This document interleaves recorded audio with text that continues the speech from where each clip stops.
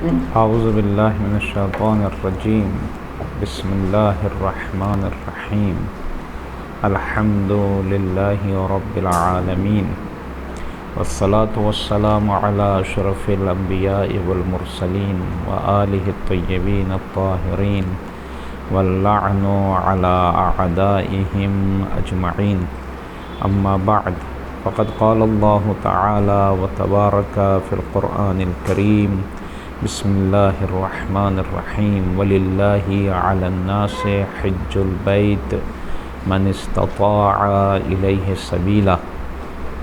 قرآن مجید کی آیہ کریمہ جس کو تلاوت کرنے کا شرف حاصل کیا، اس میں اللہ تبارک و تعالی ارشاد فرما رہا ہے کہ لوگوں پر اللہ کا حق یہ ہے کہ وہ اس کے گھر کی زیارت کریں، اس کے گھر کے حج کو انجام دیں، جو لوگ آسانی سے وہاں تک پہنچ سکتے ہیں۔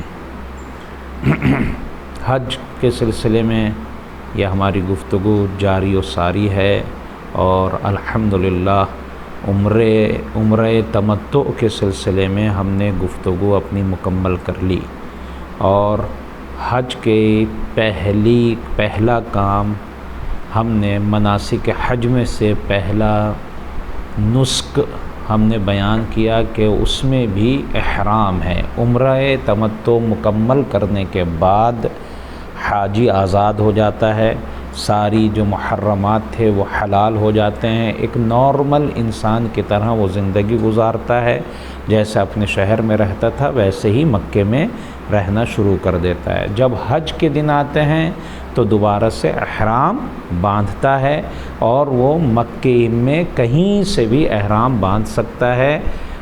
حج کا احرام مکے ہی سے باندھنا ہوتا ہے، حج تمتع کا احرام مکے سے ہی باندھنا ہوتا ہے۔ احرام باندھنے کے بعد حاجی پہنچتا ہے میدان عرفات میں۔ میدان عرفات میں جانا واجب ہے، اس کے بغیر حج نہیں ہو سکتا۔ میدان عرفات جب آپ مکے سے نکلیں گے تو جو جنرل راستہ ہے مکے سے جانے کا، تو سب سے پہلے مینا پڑتا ہے، اس کے بعد مزدلفہ پڑتا ہے، اس کے بعد میدان عرفات پڑتا ہے۔ یعنی جب آپ مکے سے گئے تو 3 جگہوں پر حاجی کو اسٹے کرنا ہوتا ہے، ٹھیک ہے؟ 3 جگہیں ہیں، مینا، مزدلفہ، مشعر اس کو بھی کہتے ہیں، مزدلفہ بھی کہتے ہیں، مشعر بھی کہتے ہیں، 2 نام ہیں، پھر آخر میں میدان عرفات۔ لیکن سب سے پہلے واجب کام جو شروع ہوتا ہے وہ میدان عرفات سے شروع ہوتا ہے۔ ہاں، میدان عرفات میں جانے سے پہلے والی رات میں مستحب کہا گیا ہے کہ آپ مینا میں رک جائیں، مینا میں ٹھہر جائیں، یہ مستحب کہا گیا ہے۔ بعض روایتوں میں یہ بات ملتی ہے کہ آپ میدان عرفات جس دن صبح کو 9 تاریخ کو آپ عرفات جائیں گے، اس کی رات میں، پہلے والی رات میں مینا میں ٹھہر جائیں۔ لیکن چونکہ یہاں غور کرنے کی بات ہے، چونکہ مینا سے عرفات جانے کے راستے میں دن میں اگر آپ سواری سے جائیں گے تو آپ پر کفارہ ہو جائے گا، لہٰذا آپ اسی رات میں نکل جائیں، اگر مناسب ہو، کارواں کا رئیس، کاروان کا لیڈر سے بات کر کے، وہاں کے کفیل سے بات کر کے میدان مینا سے عرفات کے لیے رات میں نکل جائیں، تاکہ وہ سائے والا مسئلہ بھی آپ کے ساتھ پیش نہ آئے۔ تو آپ نکل گئے، بہرحال مستحب، چاہے 8 ہی کو چلے گئے، چاہے 7 کو چلے گئے، چاہے 9 کی صبح میں پہنچے، کبھی بھی پہنچے، اس سے کوئی مطلب نہیں ہے، آپ کہیں کبھی بھی پہنچیں۔ لیکن واجب جو ہے میدان عرفات میں آپ کے لیے ٹھہرنا، اسٹے کرنا، وہاں پر وقوف جو واجب ہے وہ 9 تاریخ کو زوال سے لے کر، سورج کے ڈھلنے سے لے کر، زوال سے لے کر، جب نماز ظہر کا وقت ہوتا ہے اس سے لے کر مغرب تک رکنا میدان عرفات میں واجب ہے۔ میدان عرفات کو میدان عرفہ کیوں کہا گیا ہے؟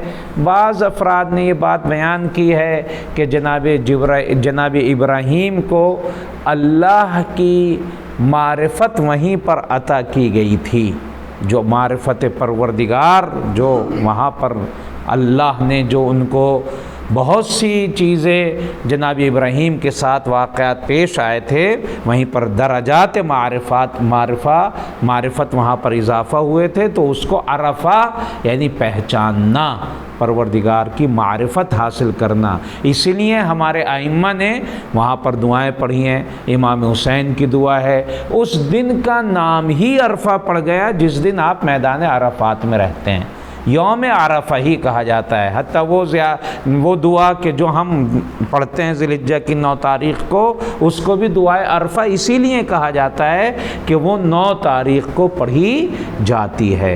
تو خلاصہ یہ ہے کہ میدان عرفات میں دوسرا عمل حج کا کیا ہے کہ 9 تاریخ کو آپ میدان عرفات میں زوال سے لے کر مغرب تک ٹھہریں، صرف ٹھہرنا یہ واجب ہے۔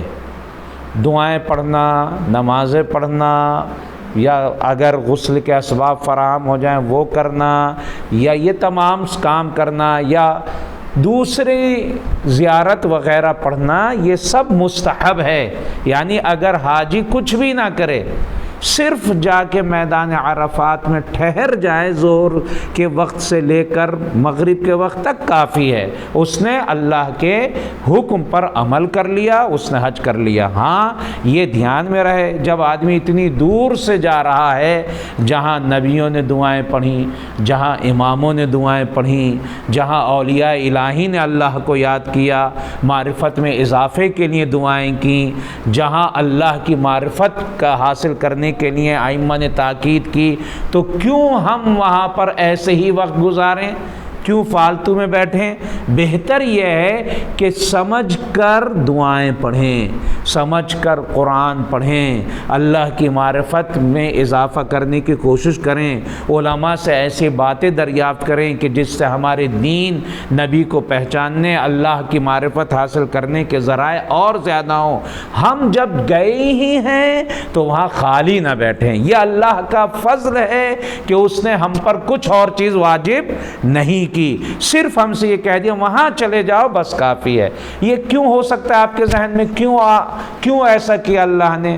کچھ جگہوں پر کچھ ٹائم میں جگہوں کا بھی اثر ہوتا ہے، یعنی آپ کے اچھائی اور برے ہونے میں جگہ بھی اثر انداز ہوتی ہے، خود جگہ بھی آپ کے اندر اثر کرتی ہے۔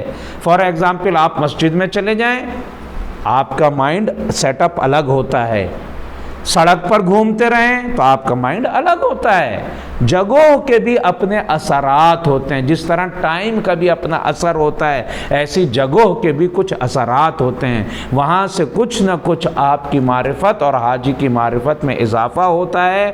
لہٰذا اللہ یہ چاہتا ہے وہاں جاؤ، جانے کے بعد ٹھہرو، میری نعمتوں کو یاد کرو، تاکہ تمہاری فکریں بالندگی عطا ہو جائے، ان کو عروج عطا ہو جائے۔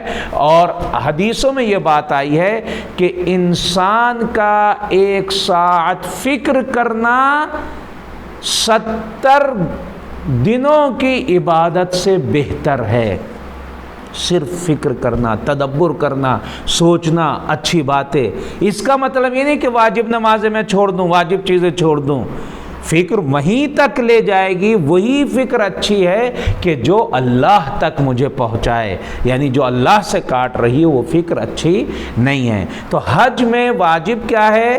دوسرا واجب ہے میدان عرفات میں رہنا، ظہر سے آپ رہیں، کبھی بھی چلے جائیں وہ آپ کے اوپر ہے، وہاں پر رکنا واجب ہے۔ اب ہم لاسٹ میں جب غروب تک پہنچنے کے نزدیک ہوتے ہیں، اگر آپ کو تھوڑی سی جلدی ہے تو بہتر یہ ہے کہ وہاں پر میٹرو کا انتظام ہے۔